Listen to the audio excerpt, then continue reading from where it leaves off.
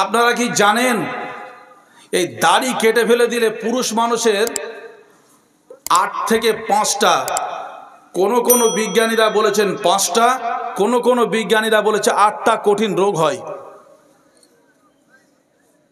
জানার ইচ্ছা আছে কার কার? হাত তুলেন তো দেখি। যারা দাড়ি রাখেননি আলহামদুলিল্লাহ হাত নামান। মোহাম্মদ সাল্লাল্লাহু আলাইহি ওয়াসাল্লাম বলেছেন তোমরা বসে বসে পেচ্ছাপ করবে, দাঁড়িয়ে নয়। টয়লেট করবে বসে বসে। এই বসে টয়লেট করলে উপকার কি, আর দাঁড়িয়ে টয়লেট করলে ক্ষতিটা কি? একজন যুবক ভাই মুসলিম কমিউনিটি আমাকে উঠে দাঁড়িয়ে বলুন তো।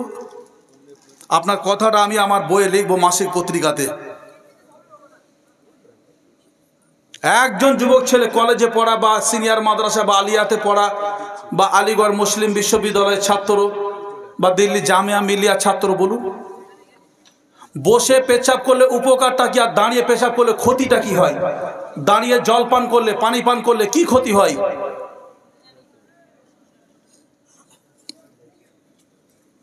শুনুন, কোরআনুল কারীম শুধু সুর তাল মেরে পড়লে হবে না, সুর তাল মিলে জলসা করলে হবে না। পূর্বে যে সমস্ত বক্তারা জলসা করলেন তাদেরকে এই প্রশ্ন আমি করতে বলছি না। আমি বলছি না যে আমি খুব ভালো বলতে পারি, আমি বলছি হোয়াট ইজ দ্য কোরআনুল কারীম এ টু জেড সলিউশন। আপনি জিজ্ঞাসা করলেন না কেন আল্লাহর কোরআনকে যে আমি দাড়িটা লম্বা কেন রাখবো? প্রশ্ন করাটা উচিত ছিল না ছিল না? কোনটা উচিত ছিল? আমরা প্রশ্ন করতে পারিনি। পৃথিবীর জমিনে যত নবী রসুল এসেছিলেন তাম নবী রসুলদের মুখে দাড়ি ছিল। যারা মুসলমান বলে নিজেদেরকে দাবি করে, পুরুষ মানুষেরা যাদের মুখে দাড়ি নাই, তা আল্লাহ রসুলকে দৈনন্দিন জবাই করে দিচ্ছে। ভাই রাগ করলেন আপনারা? আমি কি আমার নিজের বানানো কথা বলছি? অসংখ্য মুহাদ্দিস এখানে এসেছে আমার বক্তব্য শুনবে, তাই কোরআন হাদিসের বাইরে যাব আমার বলার কোনো সময়ই তো নেই। কথা প্রসঙ্গে দু একটা চলে আসছে, শুনুন। প্রত্যেকটা যারা মাযহাবপন্থী আপনারা এসেছেন, প্রত্যেকটা মাযহাবের আলেমরা, প্রত্যেকটা মাযহাবের ইমামগণেরা একটাই কথা বলেছেন, এক মুষ্টির নিচে যদি তার দাড়ি থাকে ওই ইমামের পেছনে ইক্তাদা করা জায়েজ নয়। আর আমরা যারা হাদিসের উপরে আমল করি, রাসূল বলেছেন তুমি দাড়িটা বাড়িয়ে দাও, আল্লাহর নিয়ামত ছাড়ো। আর যারা এই মুখের এই লোম এই দাড়ি কেটে দেবে, 1 নাম্বার এই মুখে তাদের ক্যান্সার হবে, মুখের চামড়া মোটা হয়ে যাবে। 2, 3 তাদের চোখের জ্যোতি নষ্ট হয়ে যাবে। 4র্থ নাম্বার তাদের ব্রেন কমে যাবে। 5ম number sexual gratification, please don't mind. পুরুষের যেটা গোপন ক্ষমতা সেটা এই দাড়ি বারবার কাটবার কারণে কমে যাবে। আমার কথা বোঝা গেছে? তাহলে ওই পুরুষ মানুষটাকে তার বউকে তালাক দিতে হবে না, তার বউ তাকে তার কাছ থেকে তালাক চেয়ে নিয়ে আলহামদুলিল্লাহ শ্বশুরবাড়ি চলে যাবে। আলহামদুলিল্লাহ আমি একজন প্র্যাকটিশনার, আমার কাছে বিভিন্ন ধরনের পেশেন্ট আসে, আমি অবাক হই। আমি জোরে কথা বলতে পারি না, আস্তে আস্তে বুঝিয়ে বুঝিয়ে বলি যে কি অবস্থা। এ দুনিয়ার মায়া জালে কে কার হবে বলো, আরে আমি তো আমার নয়, তুমি কার হবে বলো। যাদের তরে করব চুরি তারাই আমায় বলবে চোর, সবই কিছু গড়ব আমি, বলবে কি আর আছে তোর। ঠিক কিনা ভাই বলেন?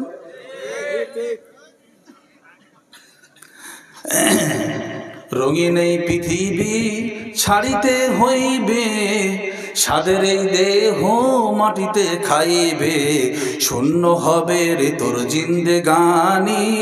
আরে কার লাগিয়া এত মায়া, এত চোখের পানি বন্ধু, হাই হাই কার লাগিয়া এত মায়া, এত চোখের পানি। দুনিয়ায় কেউ চিরদিন থাকতে পারবো বন্ধু? ইজা জা আজালুহুম ফালা ইয়াস্তাখিরুনা সাআতাও ওয়ালা ইয়াস্তাকদিমুন।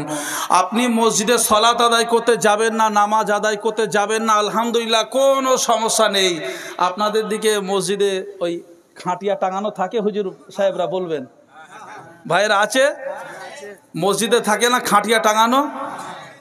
হ্যাঁ বলছে আছে। ওই এক ভাই বলছে নাই, ওনাদের হয়তো জায়গা আছে মসজিদে রাখার, আলাদা জায়গায় রাখার জায়গা আছে হয়তো। তো যাই হোক, শুনুন, ওই খাটিয়া বেশিরভাগ দেখবেন মসজিদে টাঙানো আছে, ঠিক না বেঠিক ভাইজান? তো সলাত আপনি আদায় করতে মসজিদে আসেন আর নাই আসেন, শুনুন, সলাত কথা বললে 30টা নেকি হবে। কটা নেকি ভাই? আসলে আমাদের বোঝানোর ভুল, আমরা সমস্যা পাকিয়ে দিয়ে যাই, সমাধান করে যাই না, তাই তো ভাই? আরে সমাধানটা বলতে হবে। যখন সলাত বলবেন তখন হানাফি, মালিকি, শাফি, হাম্বলি, আহলুল হাদিস, আহলে হাদিস, লামাজাবি, রাফেদাইন যাই বলেন, যখন লোভ দেখিয়ে দেবেন যে সলাত কথা বললে পারে 30টা নেকি হবে। কারণ সলাত কথাটা আরবিতে লিখতে গেলে 3টা অক্ষরের প্রয়োজন হয়। কটা অক্ষর দাদা? 3টা অক্ষর। সদ জব স, লাম আলিফ জব লা, আর তায়ে তানিস তাদু পেস্তুন সলাতুন। ওই তায়ে তানিস অক্ষরটা যখন আয়াতে কারিমার শেষে আসে, ওটা তখন হা হয়ে যায়, ওটা তখন হায়ে হাওয়াজ হয়ে যায়। যাই হোক, এই সলাহ বা সলাত সুবিধার্থে আমরা বলি সলাত। এই কথাটা বললে 30খানা নেকি হবে। কটা নেকি হয় ভাইজান বাবাজিরা আমার? আর নামাজ কথাটা হলো ফার্সি অথবা উর্দু অথবা হিন্দি ভাষা। কোন ভাষা বললাম? ফার্সি, হিন্দি, উর্দু ভাষাতে সলাতকে নামাজ বলা হয়। এই নামাজের বাংলা কি সেটা আমার জানা নেই। এবারে বলবেন উপাসনা, আরাধনা, জল্পনা, স্বল্পনা, ওই সমস্ত ভাষা আল্লাহর সঙ্গে গল্প করে কোনো লাভ হবে না। আল্লাহর পছন্দের ভাষা আরবি, জান্নাতের ভাষা আরবি, আল্লাহর রাসূল যে দেশে আসলেন সেই দেশের ভাষা আরবি, আল্লাহর রাসূলের উপরে যে কোরআন নাজিল হলো সেই দেশে সেই কোরআনের ভাষা আরবি, কবরের ভাষা হবে আরবি, কিয়ামতের বিভীষিকাময় দিনের ভাষা হবে আরবি, জান্নাতের ভাষা হবে আরবি। বলুন সুবহানাল্লাহ, সুবহানাল্লাহি ওয়া বিহামদিহি, সুবহানাল্লাহিল আযীম।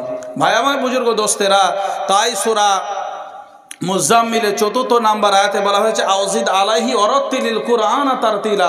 তোমরা কুরআনুল কারীমকে সহি শুদ্ধভাবে স্পষ্টভাবে পড়বে।